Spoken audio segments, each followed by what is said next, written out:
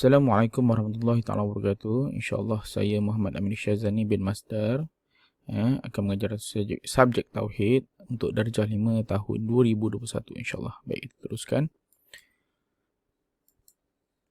Baik, sebelum tu marilah kita semua sama-sama membaca doa sebelum belajar. InsyaAllah tanda tangan semua.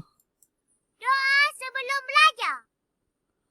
Allahumma aftah alaina hikmataka waishur alaina min khazaini rahmatika ya arhamar rahimin. Amin, amin ya rabbal alamin.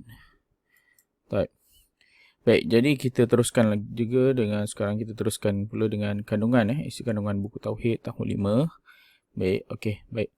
Untuk kandungan Tauhid buku tahun 5, darjah 5, kita ada pelajaran yang pertama, beriman kepada qada dan qadar. Baik, unit 1, pengertian beriman kepada qada dan qadar.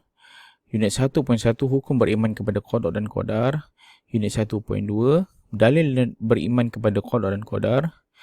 Kemudian unit 2, maksud beriman kepada qada dan qadar. Unit 3, akibat tidak beriman kepada qada dan qadar.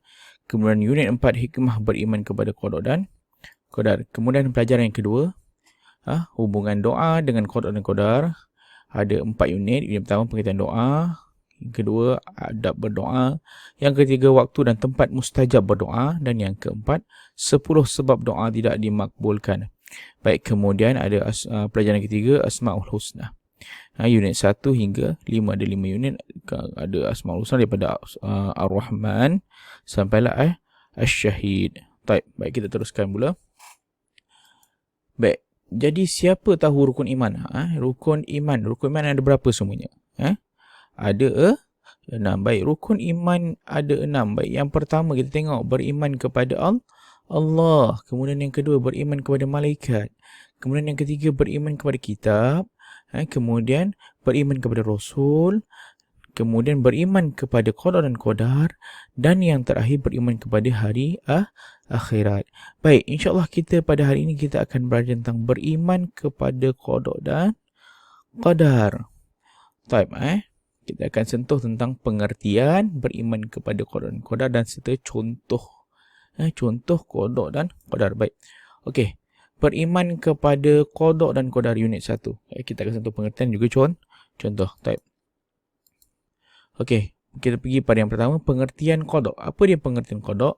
Qada ialah adalah pelaksanaan sesuatu perkara mengikut ketentuan Allah yang azali. Maksudnya pelaksanaan sesuatu perkara yang telah ditentukan, yang telah ditetapkan oleh Allah sejak azali dulu lagi. Baik, kita pergi pula contoh qada. Ada berapa ni? Ada 4. 1, 2, 3 dan 4. Baik, kita pergi yang contoh yang pertama. Nampak gambar kubur ni? Gambar apa ni? Iaitu tentang berlaku kematian. Pelaksanaan itu adalah tetapkan bahawa setiap manusia, setiap makhluk yang hidup itu akan mati. Baik, kita pergi contoh yang kedua. Nampak gambar duit, gambar apa ni semua? Tentang apa? Tentang memperoleh kekayaan. Memperoleh kekayaan. Baik, kita tengok contoh yang ketiga. Gambar apa ni? Berlaku kesusahan. Berlaku kesusahan ini bukan hanya termasuk kemiskinan saja, boleh jadi tentang berlaku keadaan situasi yang susah. Kamu dalam keadaan susah, tersepit dalam satu situasi itu, boleh jadi ialah juga berlaku, boleh dimasukkan juga kesusahan, bukan hanya kemiskinan. Baik, kemudian gambar apa ni? Gambar orang berdua ni, lelaki dengan perempuan ni, berlaku jodoh pertemuan. Berlakunya jodoh pertemuan.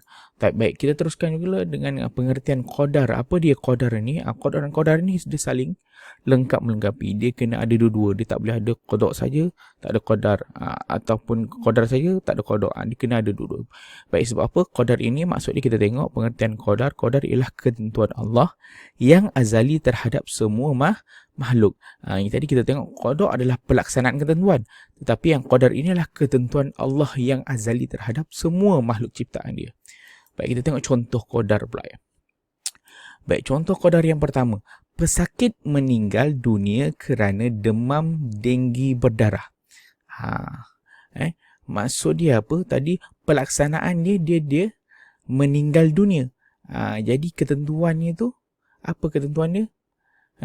Ketentuan dia demam denggi berdarah dan dia meninggal dunia. Baik. Kemudian kekayaan harta Abdul Rahman bin Auf. Ni ada salah hija sikit ni. Abdul Rahman bin Auf kerana perniagaan yang jujur. Baik. Kekayaan harta. Kita tengok tadi. Qada itu adalah memperoleh kekayaan. Baik. Ketentuan dia ataupun qadarnya ialah perniagaan dia yang jujur. Baik. Yang ketiga pula. Disebabkan seorang itu malas bekerja. Kini beliau dalam kesusahan. Ini. Kesusahan inilah tadi. Qada tadi. Pelaksanaan kesusahan. Tetapi dia punya qadarnya disebabkan seorang itu malas. Tak nak bekerja. Jadi dia akan berada dalam kesusahan. Baik. Kemudian yang terakhir. Pasangan yang bertemu jodoh pada usia muda. Pelaksanaan ataupun qada dia adalah bertemu jodoh. Tetapi pada usia muda ini adalah ketentuan yang telah ditetapkan oleh Allah sejak azali lagi pada makhluk. Setiap makhluk tu telah ada jodohnya. Mungkin jodohnya pada usia tua. Yang ini jodohnya pada usia muda. Jadi jelas kita semua telah belajar. Belajar tentang apa? Tentang kita tengok balik tentang qada dan qadar, beriman kepada qada dan qadar. Tentang qada dan qadar kita telah sentuh pengertian dan contoh. Jadi itu saja daripada saya. InsyaAllah kita akan jumpa lagi untuk pembelajaran online, InsyaAllah. Jadi itu saja daripada saya. Assalamualaikum warahmatullahi taala wabarakatuh.